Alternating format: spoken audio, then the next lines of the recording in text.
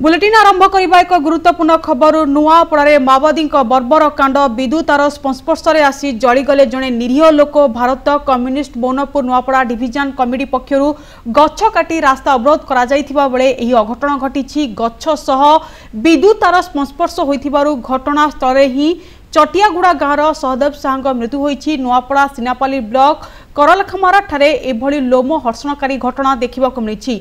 समस्त आगरे जीवंता जली जाइथिले युवक जनक गत किछि दिन पूर्वे माओवादी सन्देह गिरफ होइथिले क्रडिपेन गाँवर सुमित्रा धरुआ कुईमुंडार मकरन पहरिया और खुड़ुपाणी पानी गाँवर ईसु पठान सेमानकु खलास दाबी माओवादी माने रास्ता अवरोध करथिले। तेबे आज सकाळु सेही रास्ता दे जाउथुबा बेले गछरे संजोग होइतिबा विद्युत तार संस्पर्श में आसी जड़े युवक जीवंत दग्ध होइचंती।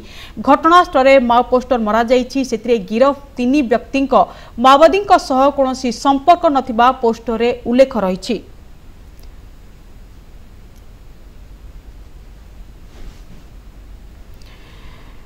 ए संपर्क अधिक सूचना आम सब फोन लाइन अच्छा आम रिपोर्टर मोतीलाल बाग। मोतीलाल जहाँकि सूचना मिली कि माओवादी माने पुणी एक बर्बर कांड घटाई विद्युत तार संस्पर्श आसी जड़े निरीह लोकंकर जीवन जाइछि तो कौन कहिबे याकु नै मोतीलाल? निश्चित देखंतु कादम्बरी भारतीय कम्युनिस्ट पार्टी मैनपुर नुआपड़ा माओवादी संगठन आज नुआपड़ा जिले में आतंक देखा देइछि, जार फल स्थानीय अंचल लोक मैंने आतंकित अवस्था जीवन यापन करुवा देखा मिली। आज सिनापाली ब्लॉक करलाखमा ठारो लंबी जाइथिबा गोरला ग्राम रास्ता उपरे गछ काटी माओवादी माने रास्ता अवरोध करिसंती। कटा गछटी विद्युत तार संस्पर्श में आसीथिबारु चटियागुड़ार गाँवर सहदेव शाह सही रास्ता रे जाउथिले एवं गछ संस्पर्श में आसी से जीवंत दग्ध हो जाइसंती। एक दुखद घटना कादम्बरी।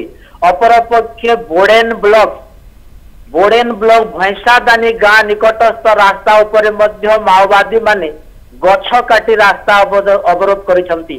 पृथक पृथक भाव में नुआपड़ा जिलार 2 गोटी स्थान रे आज माओवादी संगठन मैनपुर नुआपड़ा डिविजन गछ काटी रास्ता अवरोध करिसंती। गछ काटी सेठारे माओ पोस्टर रे जारी करिसंती। खडुपाणी गाँवर यूसुफ पठान, कटरीपाणी गाँवर सुमित्रा धरुआ एवं पाटधरार मकरंद पहरिया को माओवादी नाँ रे नुआपड़ा पुलिस गिरफ करिछि। एमानंकु तुरंत खलास करिया पाए माओवादी माने तांको मोतीलाल जहाँकि आपण सूचना दउथिले कि युवक जनक गछरे लागिथिबा तार रे लागी तांकर मृत्यु होइछि एवं जहाँकि सूचना मिली कि समस्त आगरे जीवंता जली जाइथिले युवक जनक तो समस्त थिबा सामना रे युवक जनक जलिथिले तो तांको के बंचेबा पे उद्यम करि नथिले। देखंतु सुमी कादम्बरी माओवादी धमकपूर्ण माओ पोस्टर एवं स्थानीय लोकों को चेतावनी देथिबारु गछ पाखकु स्थानीय लोक माने जीवाकू भय करथिले। ए होची घटनाटी होची मध्यरात्रि घटना। सशस्त्र माओवादी आसी गाँ को घेरी जाई एभलिया कांड करथिले एवं परवर्ती समय रे लोक माने राति रे धमक पाई चुपचाप रहिथिबा बेले सकाळर पहांतिया समय ए घटना युवक जनक जली जिबा घटना। स्थानीय लोके घरू उठी से माने कुआडे पदा को बाहरी नथिले। सही समय युवक जनक विद्युत तार संस्पर्श में आसी जड़ी जाइछंती। जेतेबेले खबर पाई किछि लोक निकट घटनास्थल को जाइथिले किंतु विद्युत तार संस्पर्श थिबारु युवकों को छड़ाई बंचाइया से माने उद्यम करि नथिले कारण से माने मध्य विद्युत तार संस्पर्श में आसी जली जिबार संभावना रहिछि।